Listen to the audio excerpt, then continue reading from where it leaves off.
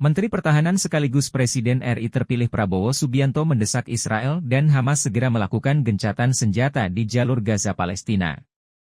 Menurut Prabowo, gencatan senjata harus diterapkan sesegera mungkin demi menghentikan jumlah korban jiwa yang terus meningkat setiap harinya. Sebab agresi Israel ke jalur Gaza hingga kini telah menewaskan lebih dari 37.200 orang. Prabowo melanjutkan Indonesia telah membeberkan sejumlah langkah konkret dalam konferensi tingkat tinggi, KTT, Call for Action, Urgent Humanitarian Response for Gaza di Amman, Yordania. Indonesia, kata dia, siap mengevakuasi 1.000 korban agresi Israel di Gaza. Prabowo mengklaim Gubernur Jawa Timur Hovifah Indar Parawansa juga menawarkan solusi terkait rencana RI menampung dan menyekolahkan anak-anak korban agresi Gaza di sejumlah pondok pesantren di Indonesia. Prabowo menyebut Hovifah dan juga beberapa pemimpin pondok pesantren, Ponpes, menawarkan diri untuk menampung anak-anak korban agresi Israel di Gaza itu.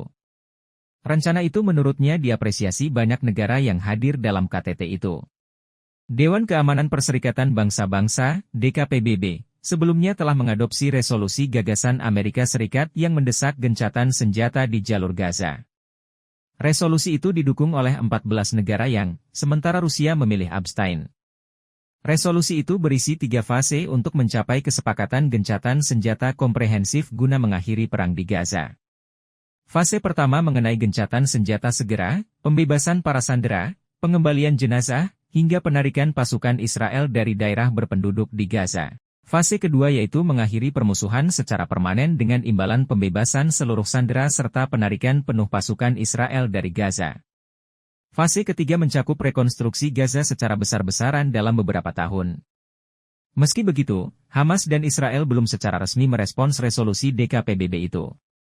Salah satu petinggi Hamas mengatakan kelompoknya mendukung resolusi DKPBB gagasan AS itu dengan sejumlah syarat.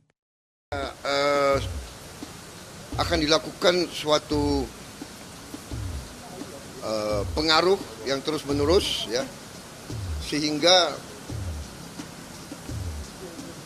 opini dunia yang nanti diwakili oleh pemerintah-pemerintah negara-negara di dunia, kita berharap meyakinkan terutama pihak Israel untuk menghentikan serangan-serangan mereka.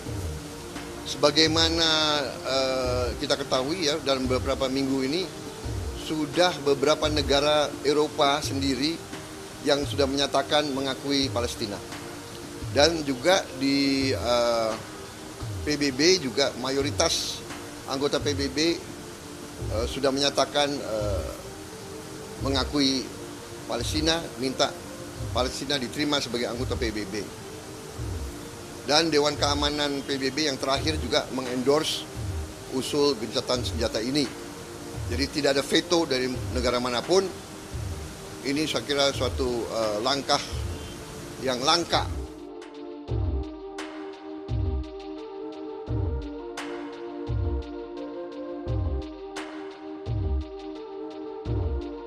Jangan lupa subscribe ya.